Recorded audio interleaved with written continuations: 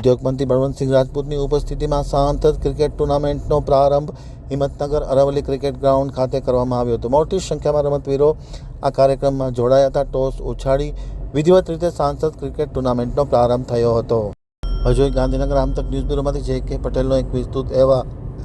સાબરકાંઠા જિલ્લામાં ઉદ્યોગ, લઘુ, સૂક્ષ્મ અને મધ્યમ ઉદ્યોગ નાગરિક ઉડ્ડયનના મંત્રી અને જિલ્લાના પ્રભારી મંત્રી બળવંતસિંહ રાજપૂતે the galaxy sports club cricket ground ખાતે હિંમતનગર ખાતે સાબરકાંઠા અને અરવલ્લી ક્રિકેટ એસોસિએશન દ્વારા આયોજિત સાંસદ ક્રિકેટ ટુર્નામેન્ટનો શુભારંભ કરવામાં આવ્યો હતો. સાબરકાંઠા અરવલ્લીના ક્રિકેટ પ્રેમીઓ તેમજ યુવાનો માટે આ સાબરકાંઠા અરવલ્લી ક્રિકેટ એસોસિએશન દ્વારા સૌપ્રથમ વખત સાંસદ ક્રિકેટ ટુર્નામેન્ટનું આયોજન કરવામાં આવ્યું હતું. પ્રભારી મંત્રી બળવંતસિંહ રાજપૂતે ઉદ્ઘાટન કરાવી રમતવીરોનો ઉત્સાહ વધાર્યો હતો.